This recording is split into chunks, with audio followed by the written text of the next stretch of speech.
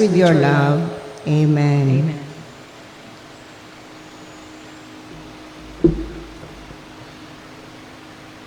In moments, let us confess our favorite confession.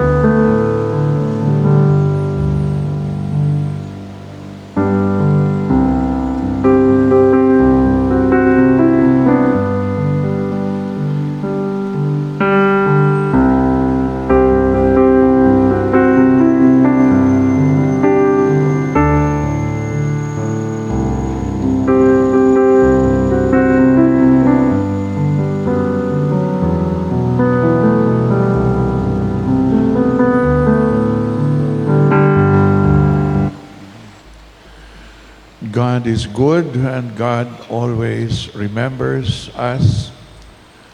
Though He is unseen, He sees us and gives us faith.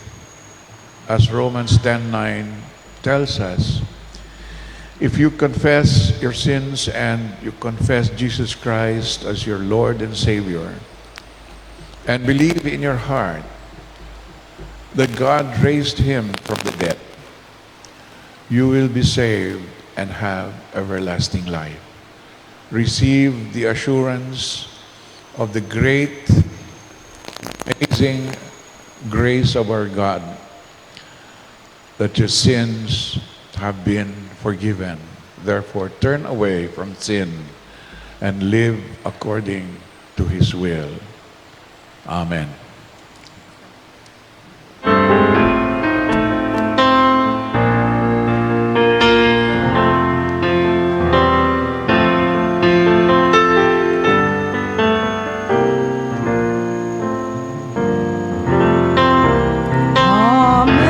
Amazing grace, how sweet the sound that saved a wretch like me. I once was lost, but now I'm found. Was blind, but now I see.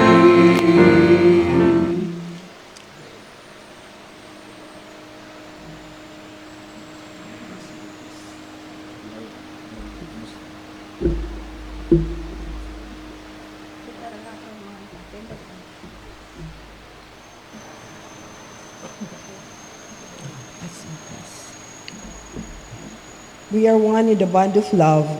We are one. Kantahon Diba? na to. Kantahon Let na us all rise and greet one another.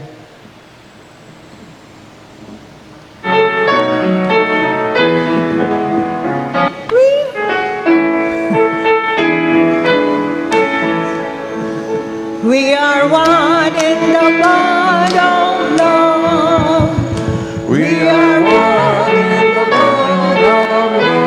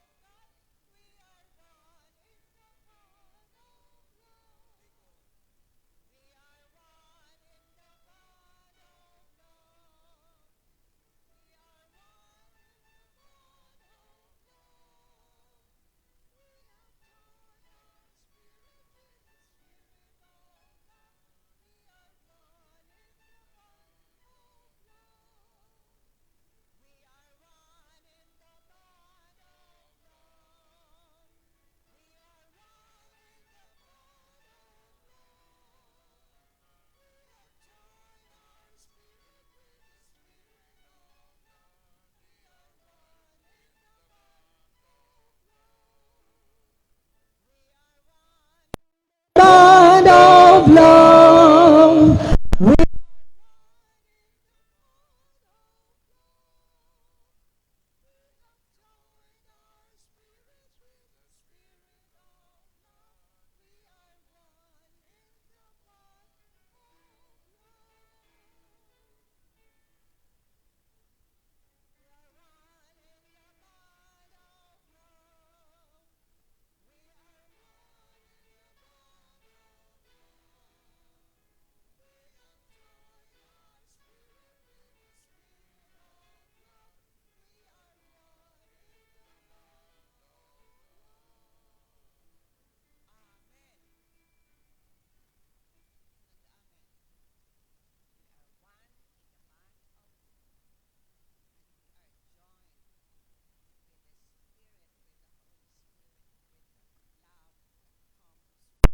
Our God. Amen.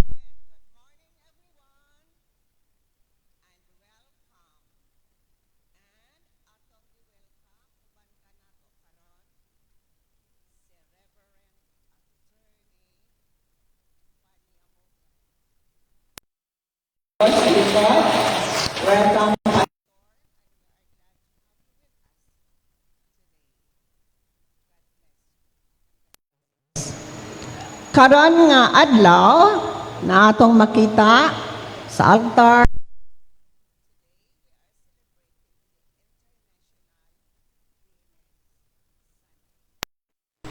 o ang mga CWA may nag-lead karon sa atong worship and our messenger. Thank you for Sister Mayan Villalba nga wala gyud ni balibad bisag pila nakalang kaadlaw, but thank you kay ni Asya may mahatag sa message kanato karon. Of course dili lamang sa women but kanatong tanan also with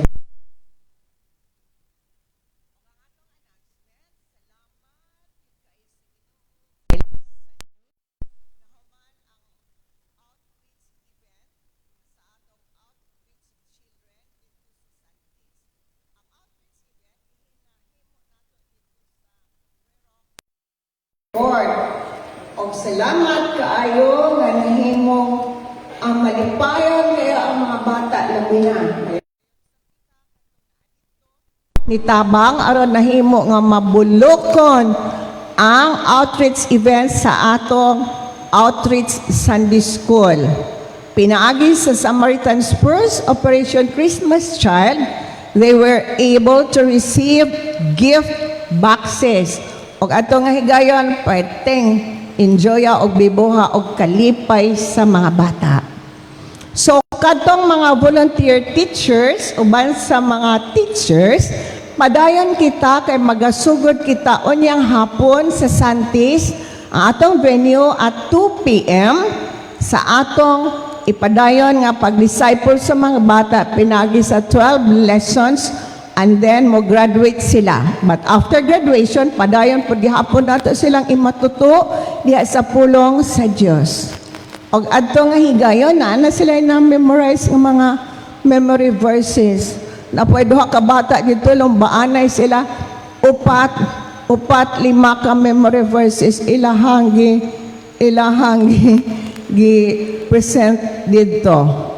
And they were also singing and praising the Lord. And thank you for Teacher Eden who shared the gospel to the children.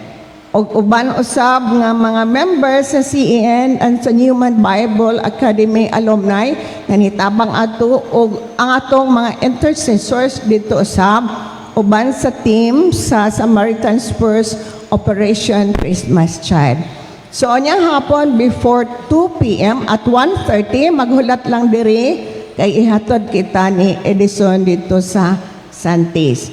Salamat pod kaayo sa atong igsoon, Kapitan Dondi, nga maoy nag libre sa venue, sa microphone, ug sa tanan usab nga nitabang dito nga mga kauban sa barangay headed by Kapitan Donde Rivero. Labas tanan ang paghimaya ug pagpasidungog sa atong Dios nga nihimo kadto nato. Pinaagi lamang gayud sa paggahom ug pagdasig kanato sa balang espiritu sa atong Dios. So let us also continue to pray for the children nga padayon sila magmadasigon uban sa ilang ginikanan nga mo attend kada hapon Sunday dito sa Santis aron padayon magatuon ug mailhan pa nila sa lalom ug ang ilang relationship sa Ginoo sa magatubo sila sa ilang panglawas, magatubo usab sila sa espirituhanon nga kabalo ug kaalam sa atong Dios. Salamat. Ang atong communicant class po magpadayon after breakfast with Reverend Noel Villalba ug ang atong schedule sa Holy Week. Ang atong Monday, Thursday, siya ang maghatag sa choir at 9 a.m. Sa Good Friday, the Living Word Choir at 9 a.m. also ang atong simba. And sa Resurrection Sunday, diri raghapon kita at 7 a.m. Ug ang Bible study sa UCM and CWA nagpadayon kada Sabado 6:30 dire sa Church Sanctuary. Ang CWA meeting, regular meeting sa CWA every third Saturday of the month. So next Saturday na ay meeting ang CWA. Ang Bian Acts also, ang Newman Bible alumni, padayon usab nga naa kitay mga meetings. Ang atong regular meeting na diri pod every last Sunday of the month. So ang atong mga worship padayon atong midweek prayer meeting at 5:30 in the afternoon every Tuesday. Atong liturgy, ang atong liturgist si Eugene Fernandez, atong messenger Ernesto Batita. Nabali ni Evelyn, na ay correction diri. Atong liturgist sa midweek si Maureen Anib. Ang atong liturgist sa worship next Sunday si Eugene Fernandez. So elder worship for next Sunday's worship, Leslie Hamil, choir, youth, deacon, Miss Mariam Babia, door greeters, CWA. So wala na kitay laing mahibalo mga pastors. Wala na. So padayon kita sa atong pagsimba. Atong gi-circular ang katong na dito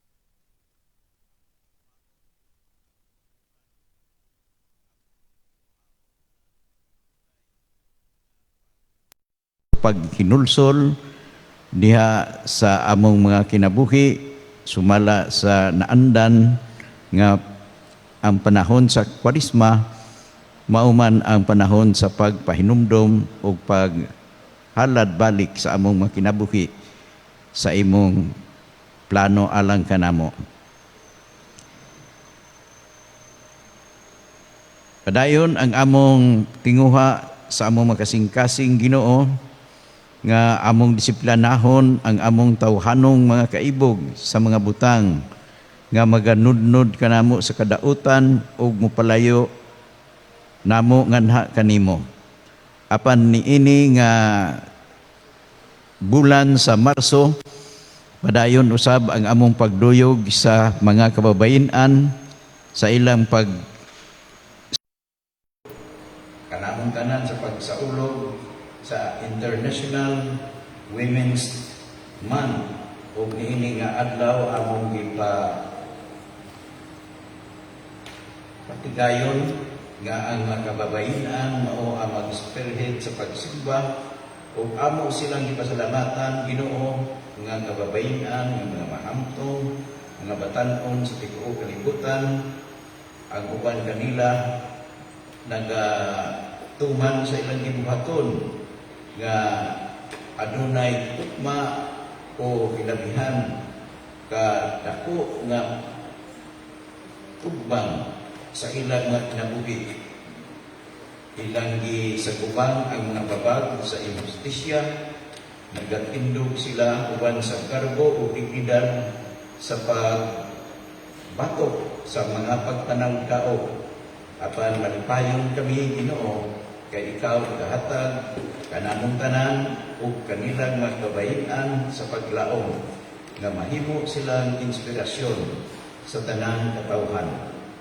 Lakip sa among pagpasalamat Ginoo ang mga kadaugan sa miagi na adlaw sa pagsaulog sa mga birthday celebration o nagakalipay kami nga ikaw nagapadayon sa pagpanalangin sa mga nagsaulog sa ilang na tawhan ilabi na kang Andrew Day sa Lahay. Kagahapon sila ni Rami Barimiro sa iyang pamilya ug sa uban pa nga nagasaulog nga wala lamang malista sa talamdan na panasayod kami nga ikaw nagatuyog uban kanila.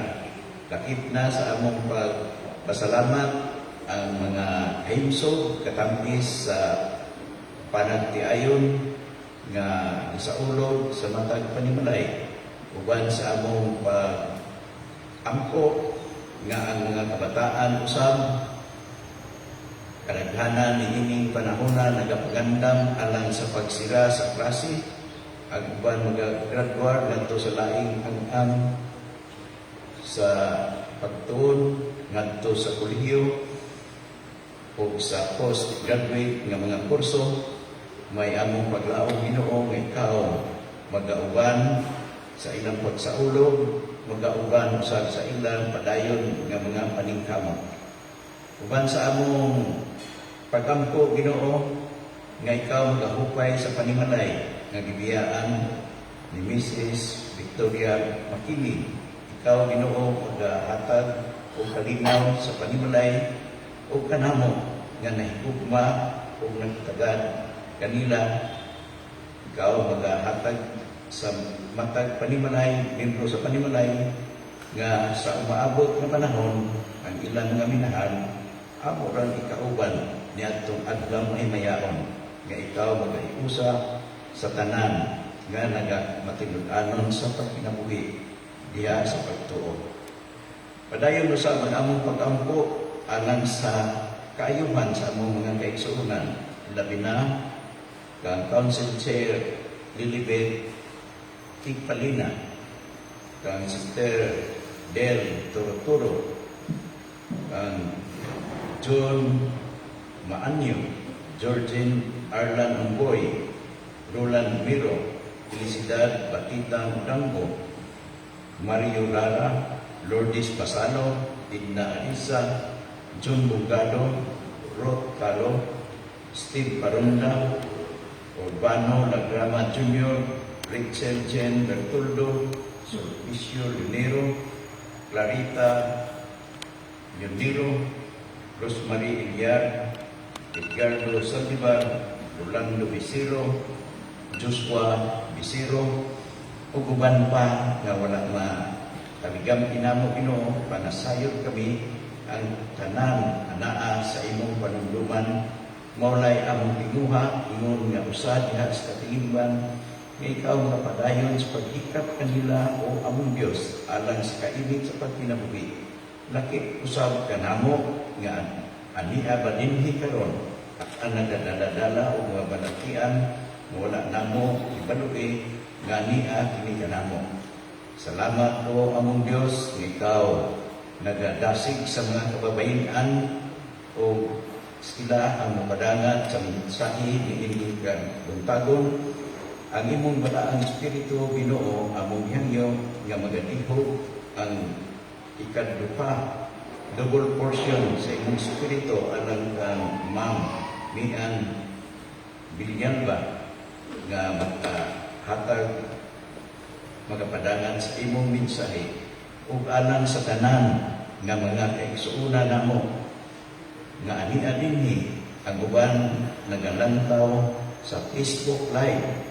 Ikaw o among Dios magahatag man usab ngadto sa panalangin kanila, magatubag sa ilang mga pag-ampo ug sa among mga pag-ampo nga makabaton kami Ginoo sa hapsay nga pamuyo, hapsay nga pagsimba, hapsay nga panlantaw sa kinabuhi diha sa among pagmatuod, sa among pagtuo, ingon nga imo kami pagnawag aron pagsangyaw sa maayong balita. Dili lamang nga kami igo lamang mudawat o magkalipay nga amo kining nabatunan apan sumala sa imong plano alang kanamo kini nga iglesia magapadayon sa pagsangyaw sa ebanghelyo. Kini ug uban panamo nga mga pag-ampo sa ngalan sa Dios Amahan, Anak ug Espiritu Santo. Amen.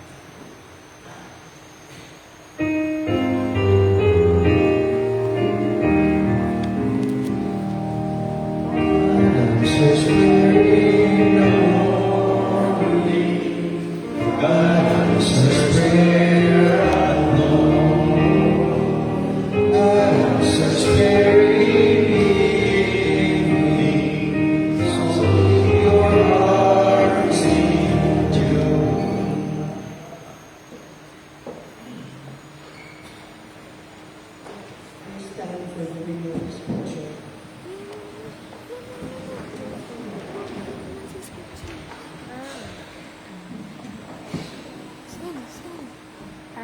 I think it's him. Our scripture reading from where we derive our inspiration for today's message comes from the book of Judges, the Song of Deborah. Then Deborah and Barak, the son of Abinoam, sang on that day, saying, when leaders lead in Israel, when the people willingly offer themselves, bless the Lord. The second reading is about the parable of the persistent widow. There was a certain city's judge who did not fear God nor regard man. Now there was a widow in that city, and she came to him saying, let justice for me from my adversary. And he would not for a while, but afterwards he said within himself, though I do not fear God nor regard man, yet because this widow troubles me, I will avenge her, lest by her continual coming she wears me. Then the Lord said, hear what the unjust judge said, and shall God not avenge his own elect, who cry day and night. To him, though he hears long with them, I tell you that he will avenge them speedily.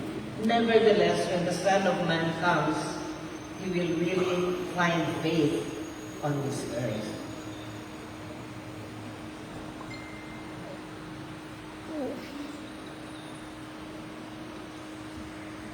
And finally, we read from the book of Mark, chapter 12, verses 43 to 44. So he called his disciples to himself and said to them, Assuredly, I say to you that this poor widow has put in more than all those who have given to their treasury. For they all put in out of their abundance. But she, out of her poverty, put in all that she had, her whole livelihood. May the Lord add his blessings to the reading of his word. Please be seated.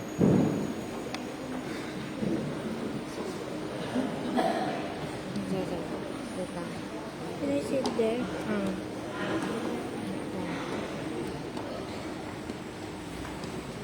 My golden cat.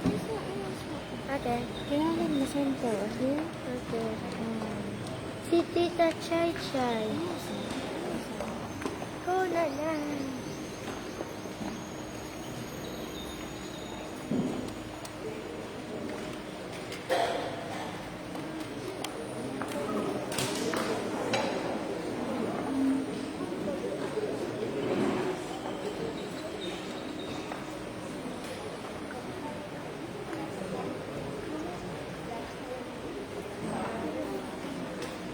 Make sure that na makuha sila all, ha? Okay? Go there, Mas bigger ka. Go dito.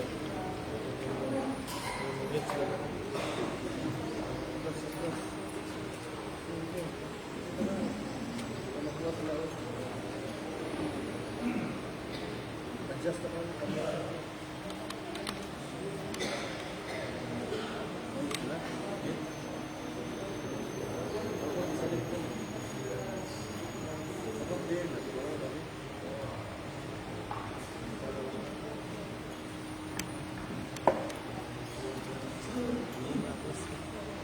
Terus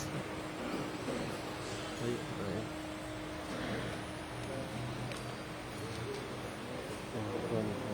Kena.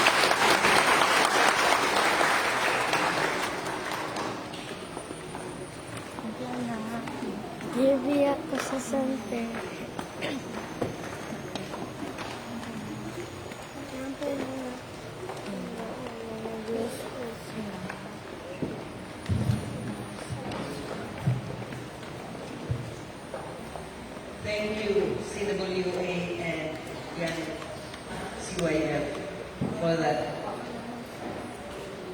inspiring song of strength. Yes, women are strong. Some are strong and loud, some are quiet but strong.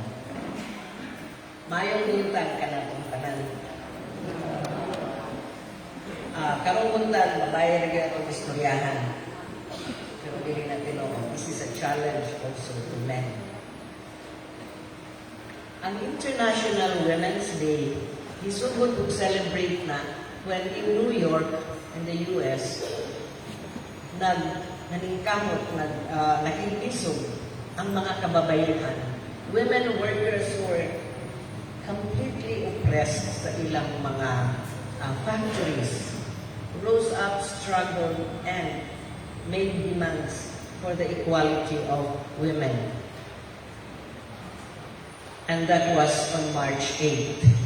So we celebrate the International Women's Day on March 8th, and now the International Women's Month every March.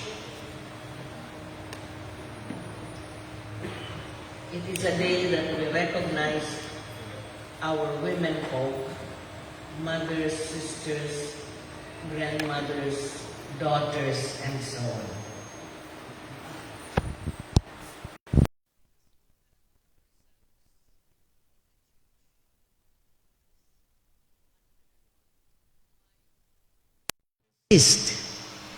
To be here in the church, to be in fellowship with one another.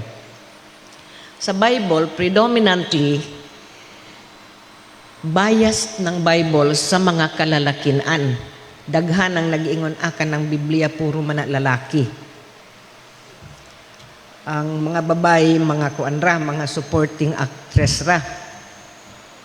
Because if we look at the stories nga istorya sa ato, predominantly it's about Adam to Abraham, from Moses to Job,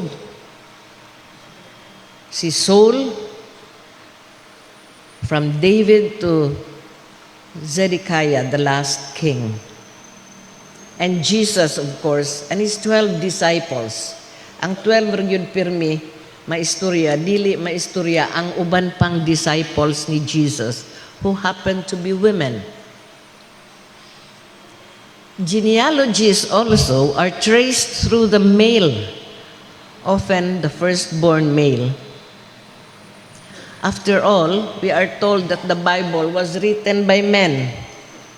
So, ang perspective sa women, di kaayo makita, pero dili na tinuod. So, I would like to invite you to read the Bible again. This time, more conscious sa mga kababayenan nga naa sa Biblia. How about the women in the good book? Their contributions to the faith. Daghan na sila, both named and nameless. But nevertheless, their contributions are the same. Yes, my dear sisters and brothers, we discover that indeed God speaks about women, even speaks to women. I have chosen only 10 virtuous women in the Bible who have exemplary courage and strong faith. Kayog akong daghanon, basig di ta magtapos ron. So let me start with Eve. Si Eve is considered the mother of the human race,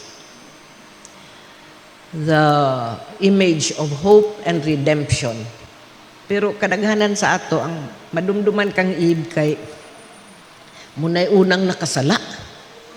Na makasasala gining babae ba? Mo'y gitintal niya ang laki.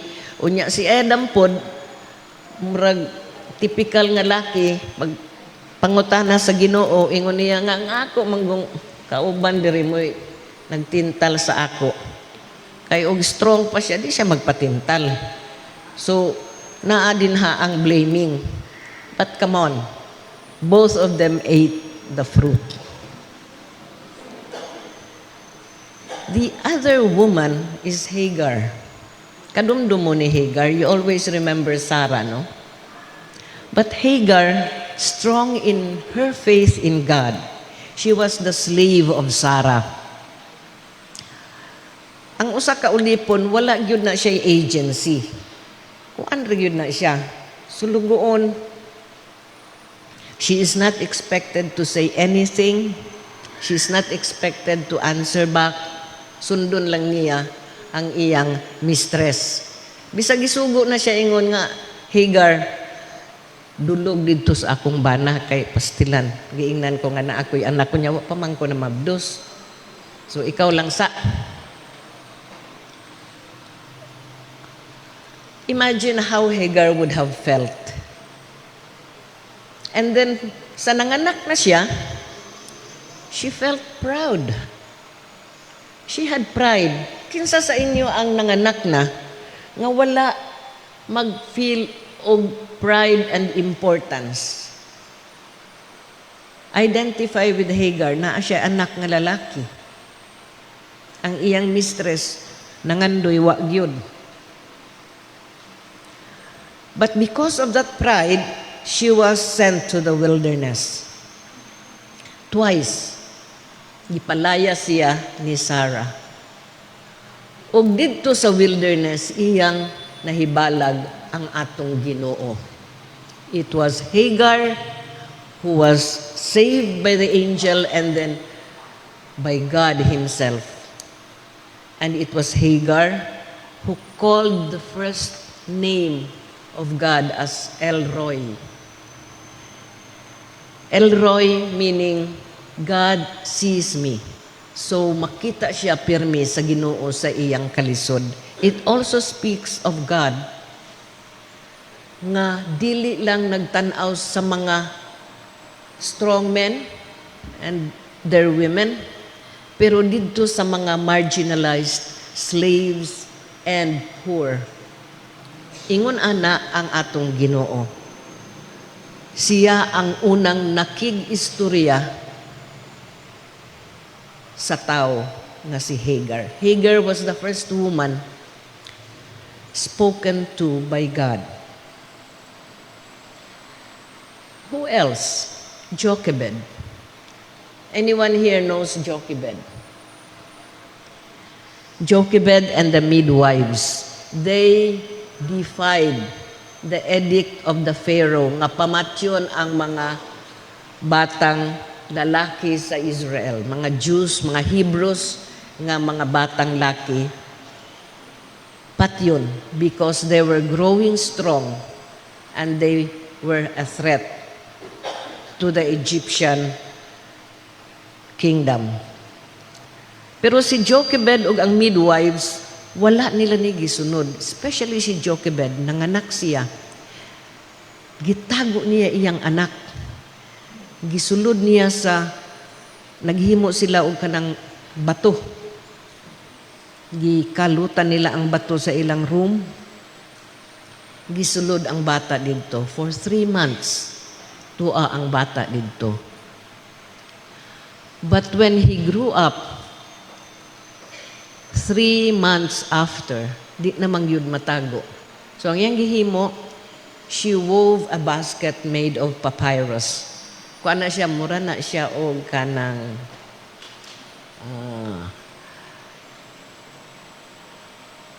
tanom sa tubig. Nga if you weave it, it becomes waterproof. In fact, papyrus is a kind of paper kung diin mo gigamit nila nga sulatanan ni adtong panahon sa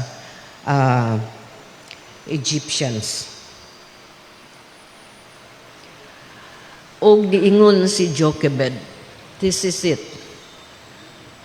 The most precious to me, I live to God, and it is God's will nga ang akong bata magtagad yun kung unsay desisyon sa Ginoo. So, he let the basket float in the Nile River and surrendered to God's will what she treasured most. She saved the baby who grew up to become Israel's great prophet and lawgiver. Maoy nagdala sa mga Hebrew slaves out of Egypt. Then we have the Hebrews who were now marching out to go to the land of promise. Pero sa ilang pag-adto sa land of promise, kini nga mga tawhana, muingon ta nga, sus mga tao man ni sa Ginoo, pero pastilan kadakong makasasala. And every time dagko kayo ilang sala, God comes down and punishes them. How? By letting the other tribes around them conquer them, oppress them.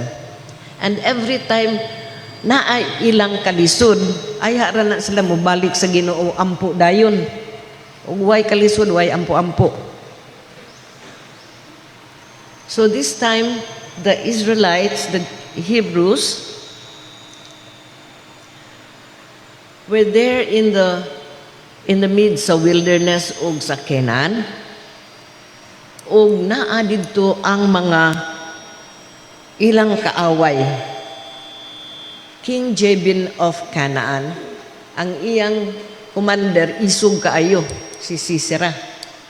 Nga bisag ang commander sa mga Israelites, hadlok sa iya si Barack. Dili si Barack Obama, ha? Barack was a warrior and a strong commander of the Israelites army. Pero sa dihang nakig-away na kang Sisera, dili siya moadto sa battlefield. Ang iyang gusto nga muuban si Deborah sa iya. Deborah was a prophetess and a judge.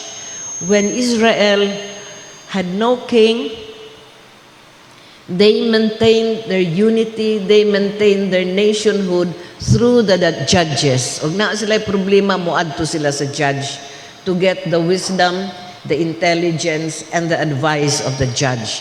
And Deborah was a woman judge, a prophetess, and became a warrior.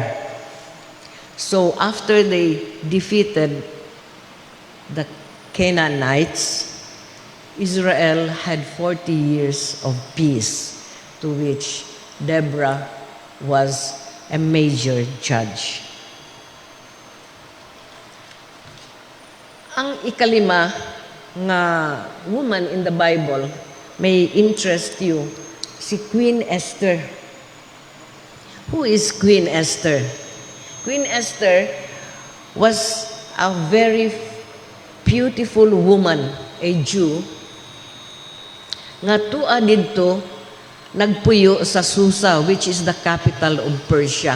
Now, Persia today is the modern Iran.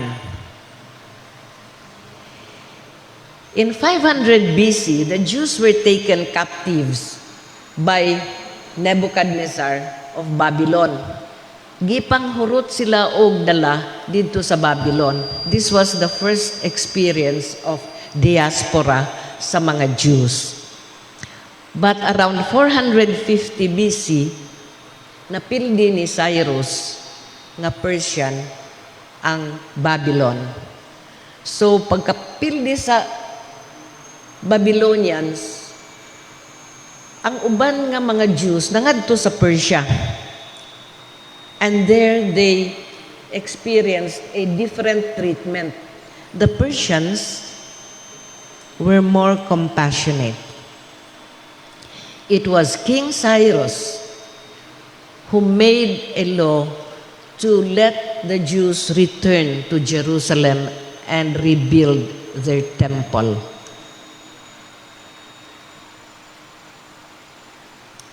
Og dinhi ang mga prophets led in the, again, another exodus of the Jews back to Jerusalem.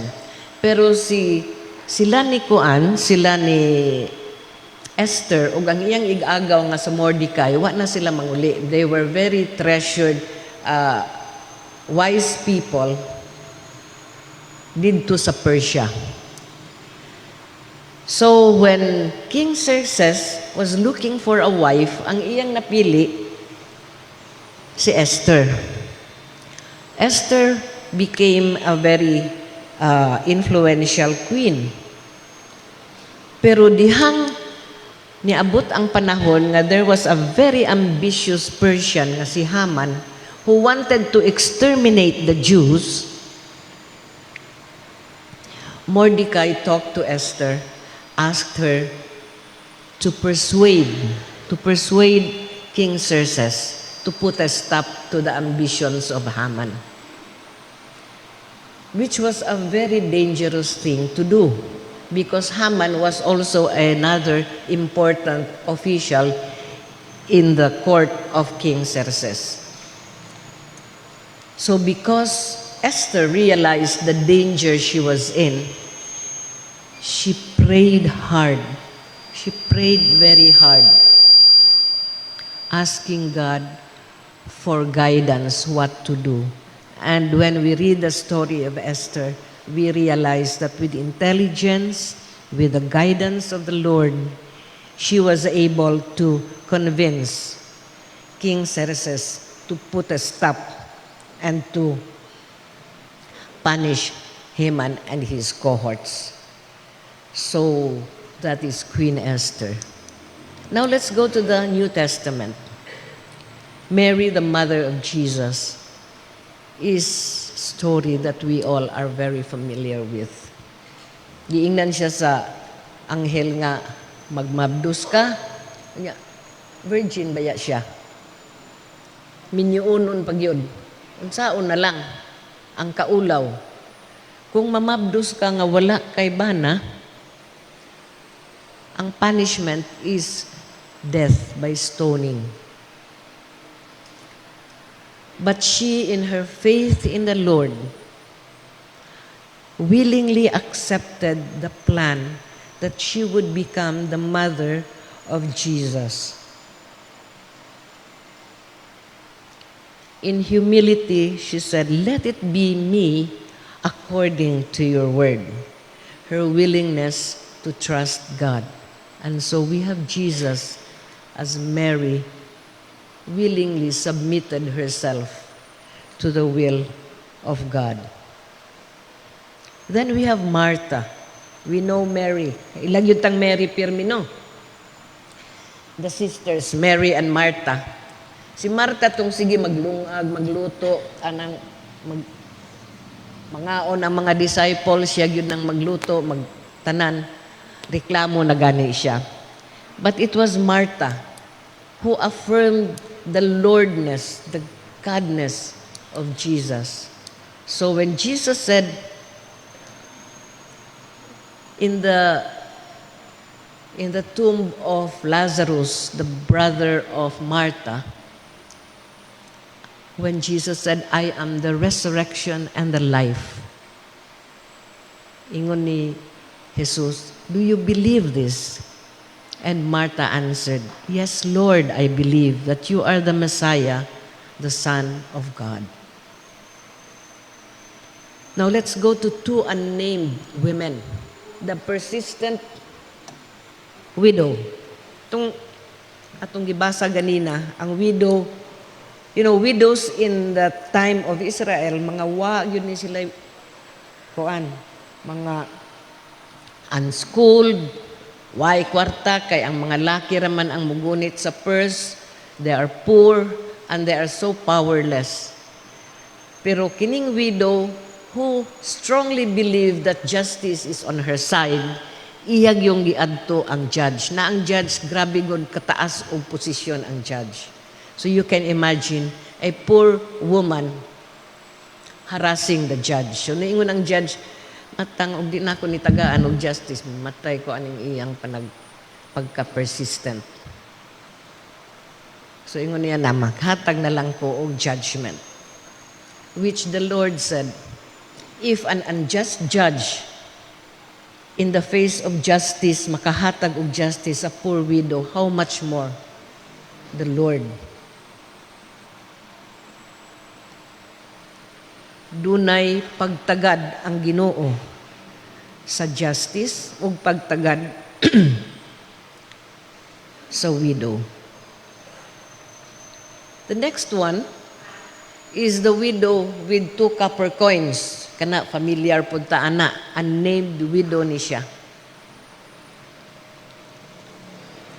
If we read the verses before the parable of the widow with 2 copper, not the parable, the story of the widow with 2 copper coins, nag-ingon si Jesus nga kining mga scribes, pertigod ka mga kambugiro. They put on their robes, they put on a big, sanay ka ng ilang medallion, and strut in the markets. Pakita yun nila kung kinsa sila nga mga learned men. But these scribes are there and eat the widows' houses. So suko kaayo ang Ginoo, suko kaayo si Jesus sa mga scribes. So when he went into the temple, nakita niya the poor widow who put in her last 2 copper coins into the treasury, while the rich people were clanging the treasury with their big money. And she said, "Here is a widow out of her poverty put in her 2 copper coins, everything that she had to live on." My friends, it takes courage to part with what is left with you. Imo yun ng tipigan, imo ng totanahon sa imong pitaka og naa pa ba. Kay base unya og mahulog na bisag pliti wa kay ibayad. But this widow with her 2 copper coins, which spelled her next meal probably, gave it to the treasury. And Jesus said, in proportion to her means, she made a big financial transaction. The gift that counts is the gift that costs. Kung wala ka masakiti sa imong gihatag, dili na siya kinasing-kasing nga paghatag.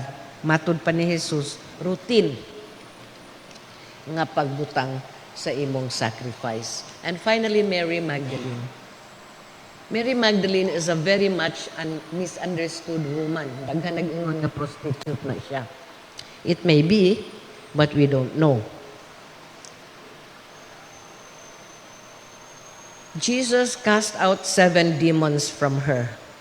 And from that time on, usa na gyud si Mary Magdalene nga faithful, courageous woman who went with Jesus in his ministry.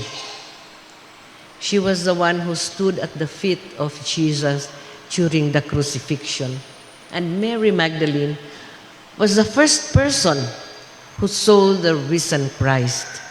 Siya ang unang nga witness sa pagkabanhaw sa atong Ginoo. Ingon ana ka mahalangdon si Mary Magdalene. And we know many more women in the Bible with courage, prayerful, remarkable women in other parts of the country, in the history of Christianity, in our church. Dinhi sa atong simbahan ug way mga kababayen-an way dili ni mahimo ning atong order of worship. Atong liturgy magyagaw-yagaw na. We have the women who are the persistent workers in our church. Shall we give the women a big hand?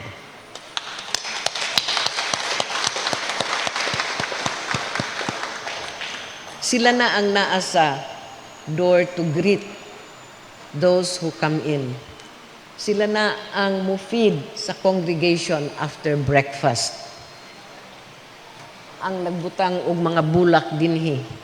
These are only the visible work of the women in our church. But there are those who are invisible now and in our history.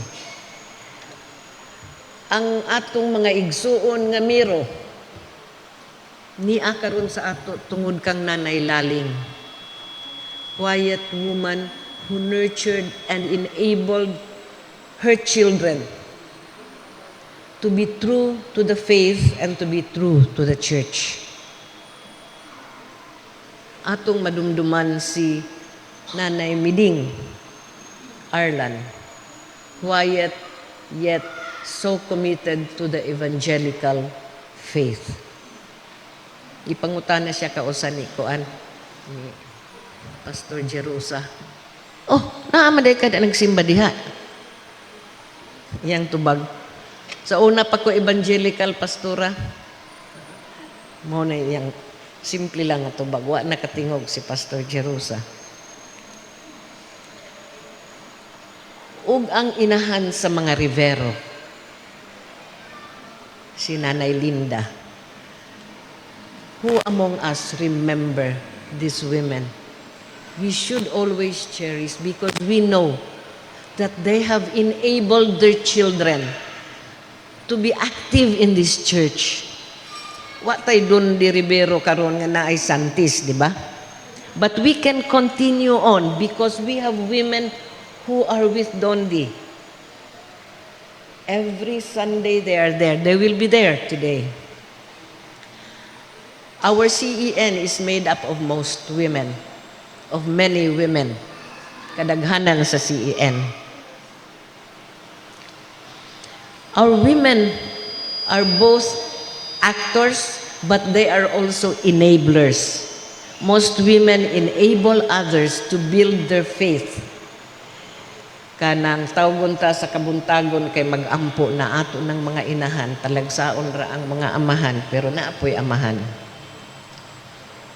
So that the church, with these women enabling others, are able to do what needs to be done with faith and with courage.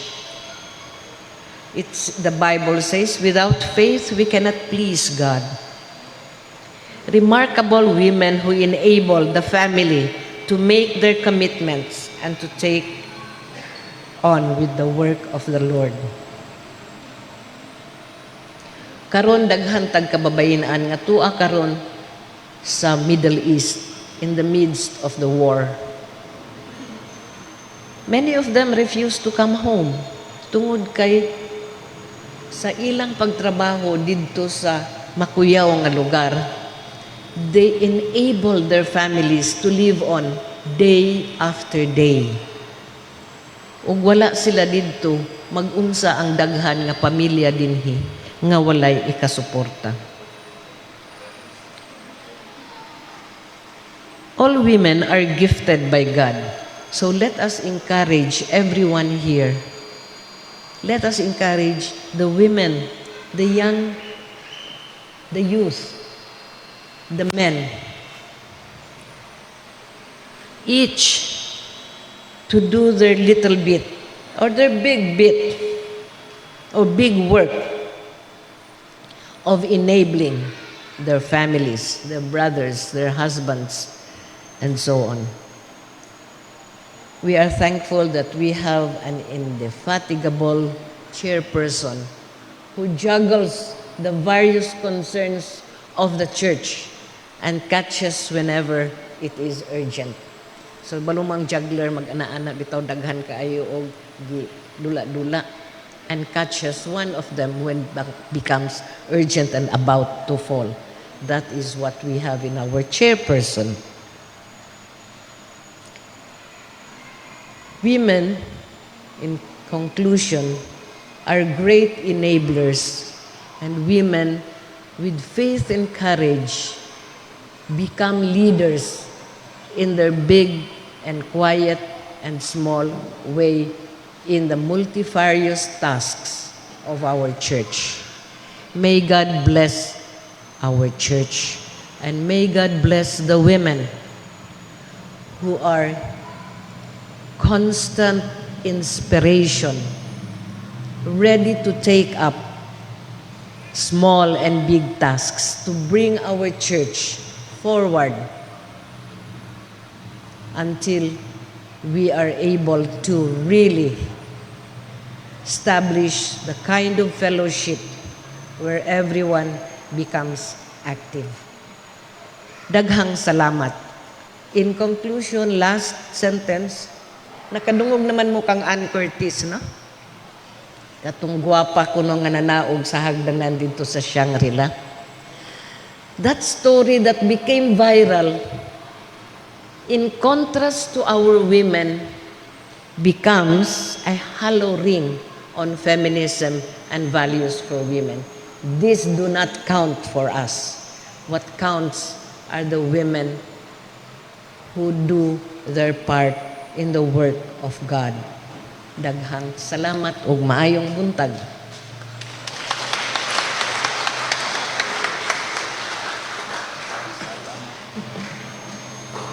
Good morning. Nini nga higayon, agi o pasalamat sa challenge nga among hatag sa atong messenger today. We would like to give some token and our way of appreciation for sharing the message to us, no, all women, inspiring us through her message. Pwede na imo picture. Picture. Salamat kaayo, Ma'am Mian, for the message.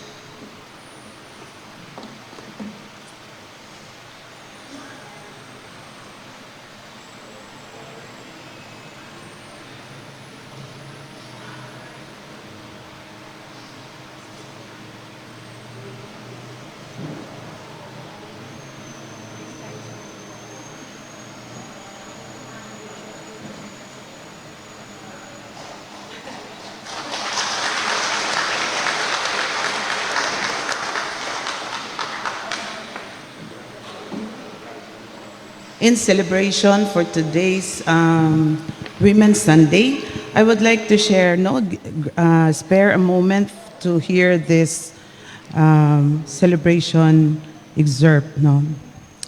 Every year, International Women's Day is celebrated. Women's Day falls on a Sunday. International Women's Day has been celebrated since the early 1900s.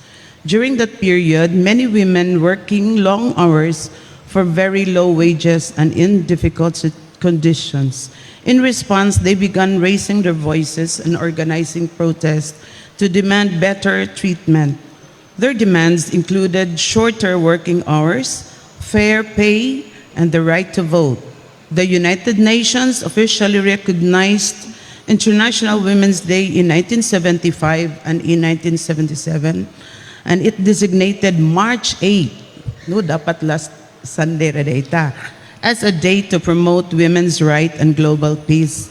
Since then, the day has grown into a worldwide event observed by governments, organizations, and individuals. The significance of International Women's Day lies in highlighting important issues affecting women, such as equal pay, access to education, safety, reproductive rights, and the need to end violence against women. It provides an opportunity for people to raise awareness, support gender equality, and encourage meaningful change at the same time. The day honors and celebrates the achievements of women who have made valuable contributions to their families, workplace, and communities. This year's theme, Give to Gain, emphasizes the power of reciprocity and support. When people, organizations, and communities give generously, opportunities and support for women increase. Giving is not a subtraction, it's intentional multiplication. When women thrive, we all rise. Like women in the Bible, women in the New Testament played vital, often prominent roles, defying first-century cultural norms by following, supporting, and ministering alongside Jesus and the early church. Key figures included, what Ma'am Mian shared to us, all the women in the Bible. The prominent ones, Mary Magdalene, first witness to the resurrection. Mary, the mother of Jesus. Priscilla, a church leader and teacher. Phoebe, a deacon, and so on and so forth. So in this juncture, I would like to thank the church, the congregation, the pastors, the church council, for honoring us as a woman, wife, mother, as a daughter, friends, acknowledging and valuing our presence as members, as officers, recognizing our efforts in the ministry of this church. So, I, and every one of the women and girls, we thank you and so much grateful to all the women and girls who read the Bible, attends Bible study, who come to church and worship, who help in the missions and outreaches, who offers their time, their talents, and their efforts, who wash dishes and utensils, who volunteers, sacrifice their time, bisan kapoy na kaayo. For those women who fight for their freedom, especially of this church, those women who are widows, those who shares the gospel, who teaches, outreaches, Sunday schools, who bring their kids to Sunday schools, and bisag unsa pa nga gibuhat gikan sa mga kababayenhan. So, we thank you for giving us this day. So, in this time, we would like to call all the women and girls, no? Tanan mga babae, maidaran, mataas na ang edad, bago pa na tao, basta babae. Please come forward, no? So we can give you some prayers and tokens. Naday tokens daw. Tanan-tanan mga babae, asawa, widow, maestra, doktor, nabay doktor? Wala. Widow, orphan, so that our pastor can pray for us, no?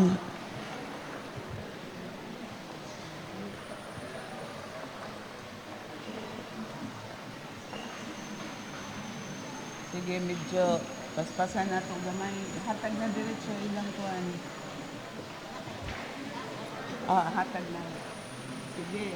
Ang dili maiguan, hatag na sunod.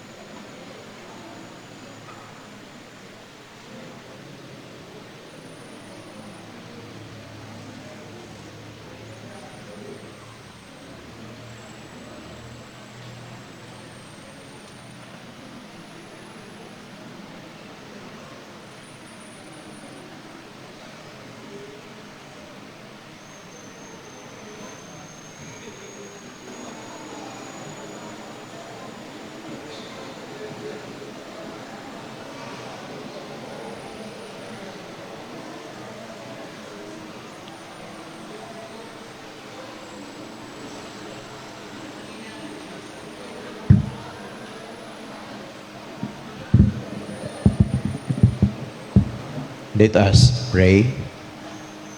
Today, as we mark and celebrate the International Women's Day, we thank God for women and girls all around the world, for those who have stepped into roles which have been costly, who have passed the obstacle of injustice, who stands tall with pride and dignity in the face of oppression, whose resilience inspires and gives hope for those whose lives inspire us all to become better human beings.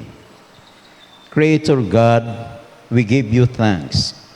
We pray for all people all around the world, for the girls and their gifts and resources in our hands, for the knowledge and experiences in our minds and bodies, for the love and encouragement in our hearts, for the change which is made possible through our world in words and action.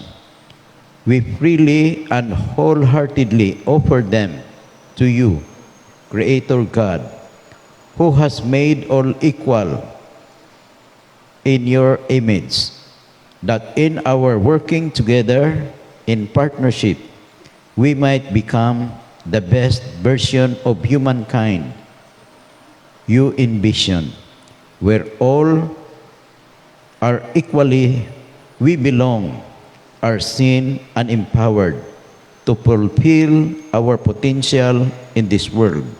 In Jesus' name, Amen. Congratulations.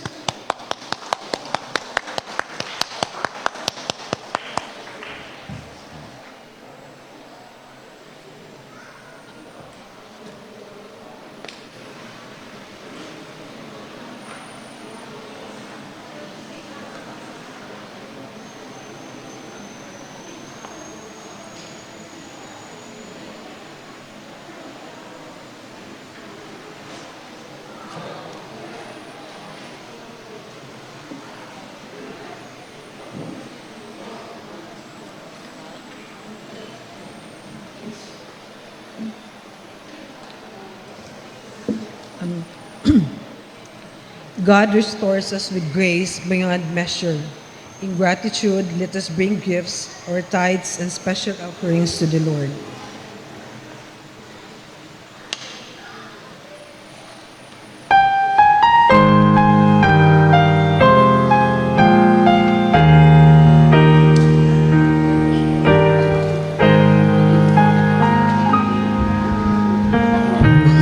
On the journey of the narrow road,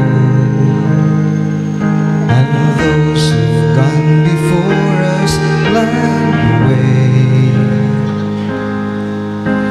cheering on the faithful, encouraging the weary.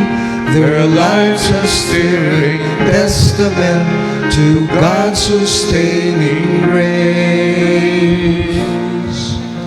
Surrounded by so great a cloud of witnesses, let us run the race not only for the prize, but as those who've gone before us. Let us leave to those behind us the heritage of faithfulness, pass on through godly lives. Oh, may all who come behind us find us faithful. May the fire of our devotion light the way. May the footprints that we lead them to believe, and the lives we live inspire them to obey. Oh, may all who come behind us find us faithful.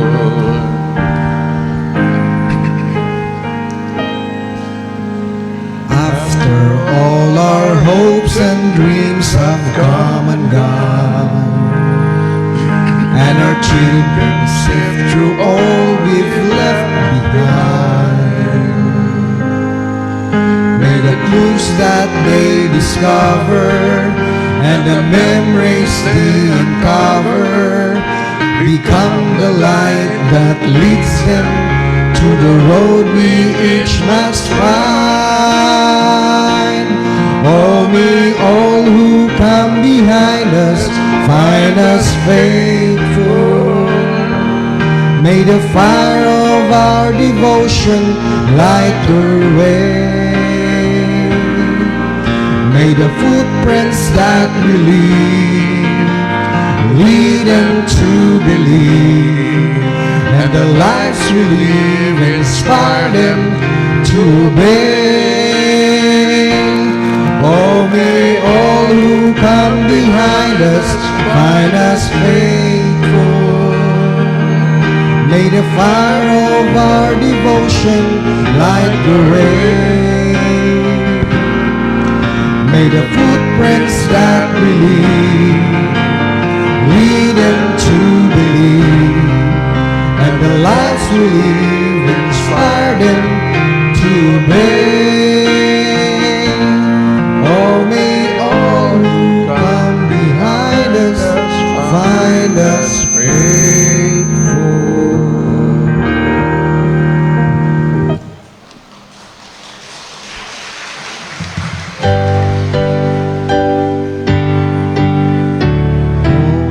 All blessings flow.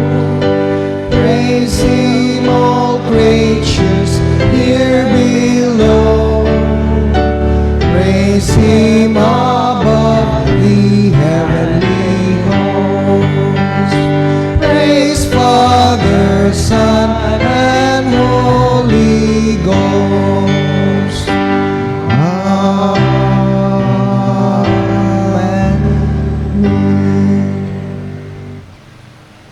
Lord God, we bring you these gifts in thanksgiving for the blessings we received from thy bounty.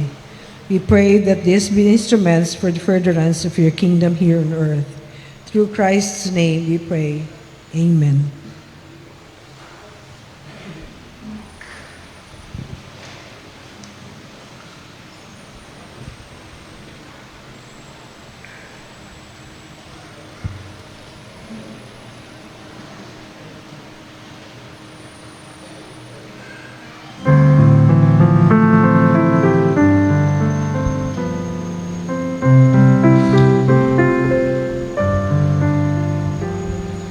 For all the Faithful women who serve in days of old, to you shall thanks be given, and to all their story told.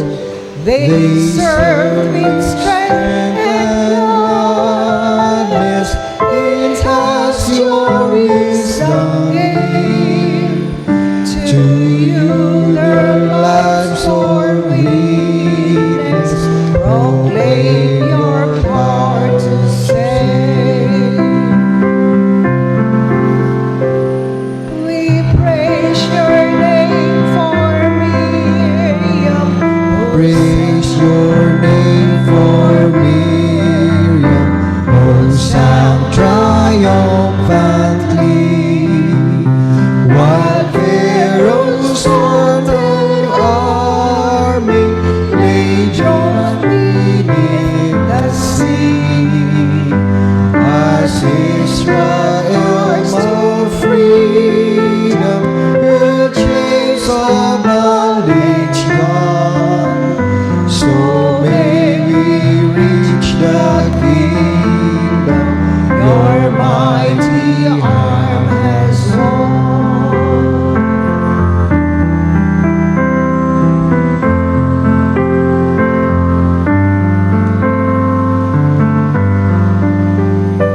All praise for that brave warrior who fought at your command. You made her Israel's Savior, with foes oppressed and land. As Deborah stood with Pharaoh upon the battlefield, may we in Aaron's arms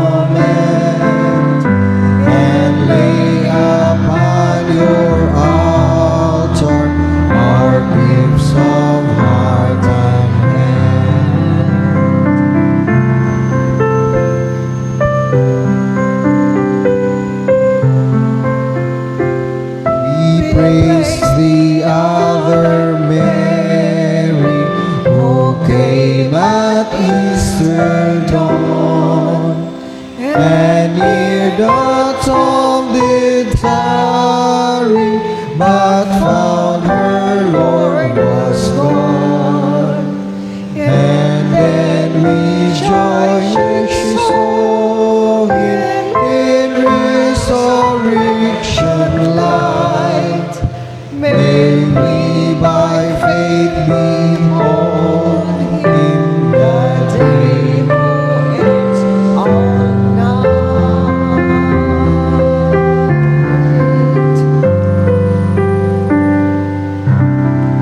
Thank you, Lord, for giving us mothers, wives, daughters, women who balance all our talents together and create in us the love that we can express through their example.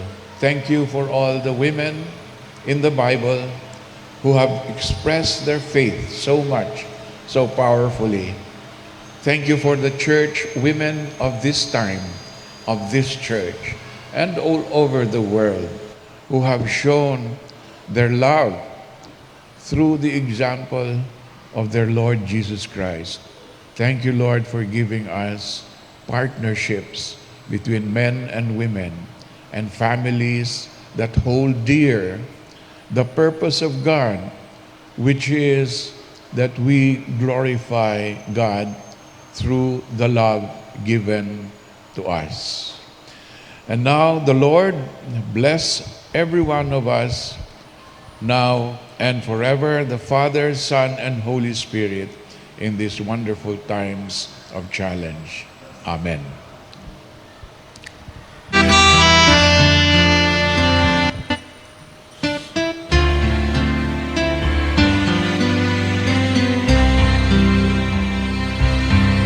My peace I give unto you.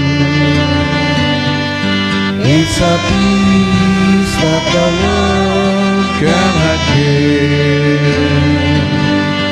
It's a peace that the world cannot understand.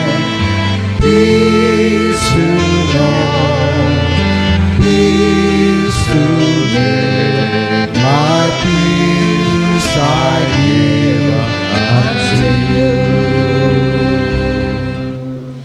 Good morning, May everyone. butag, by the way, we Morning, would like to congratulate Dr. Noriel and Rebecca Buna Kapulong, who celebrate today their 50th wedding anniversary. Wow. Let's give them a round of applause. Women, picture. Dr. Noriel Kapulong and Rebecca Buna Kapulong.